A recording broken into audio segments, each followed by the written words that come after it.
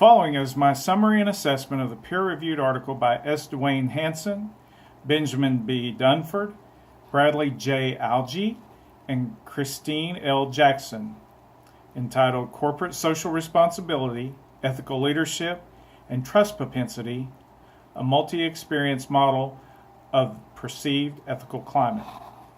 The authors of this article maintain that when forming ethical climate perceptions, employees consider the actions or characteristics of a number of actors which are intertwined.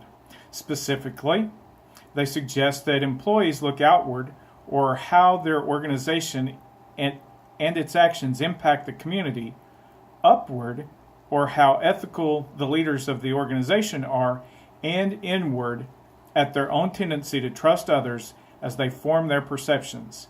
They concluded a study at a U.S. corporation which is privately held, and in the study they found substantial evidence to support their theory. Ethical climate, as defined by Wimbosch in 1997, is stable, psychologically meaningful perceptions members of organizations hold concerning ethical procedures and policies existing in their organizations and organizational subunits.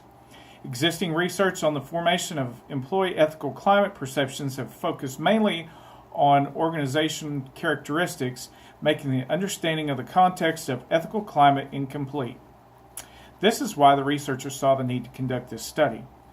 Ethical climate perceptions form a powerful contextual influence and represent what scholars refer to as the higher order social structure, a socially interactive context in which individuals operate and which highlights the behavior and responses that are expected and supported and rewarded. Therefore, it's essential to understand how employees form ethical climate perceptions. In 1988, Victor and Cullen wrote that organizations are the social actors responsible for ethical and unethical behavior of their employees. This means that organizations can take actions not only to improve ethical climate, but also to improve their employees' ethical behavior. So, ethical climate is not only a function of context, but part of context itself. For example, the perceptions of ethical climate are associated with numerous positive outcomes at the individual, such as job satisfaction, organizational commitment, and the ethical employee behavior. And at the organizational level, things such as efficiency, social responsibility, organizational learning, and performance. Other precursors that help shape positive ethical climate are age of the firm, departmental structure, organizational structure, and organizational history. Individuals bring some possible detriments to ethical climate perception, which include their gender, their age, and their moral values. The development of ethical climate perceptions is complex, and to understand the authors use Rupp's 2011 employee-centered experience model.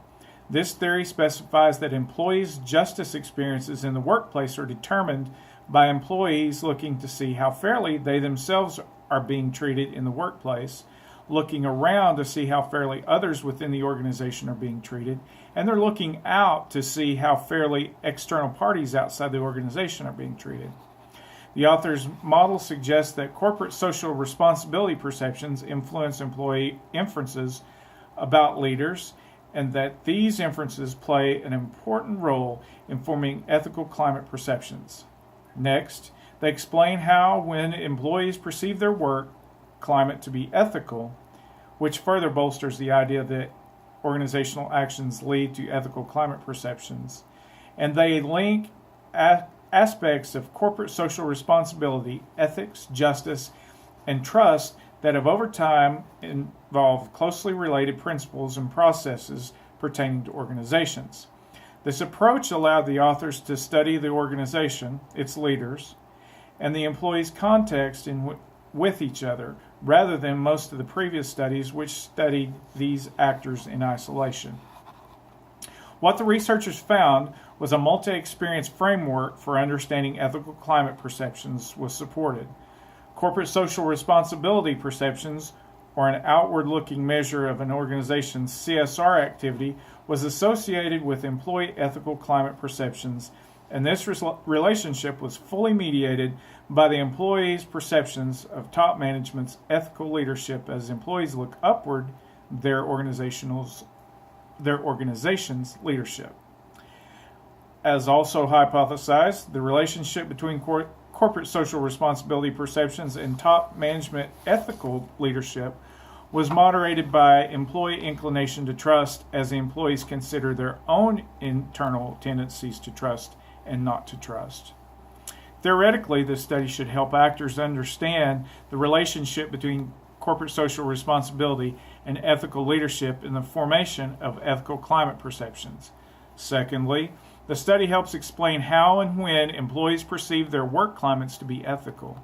And finally, the study integrates justice and CSR studies by suggesting that employees process information about CSR as they would process justice-related cues.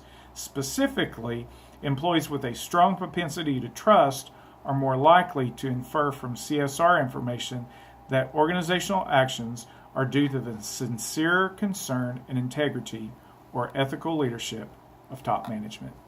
Thank you.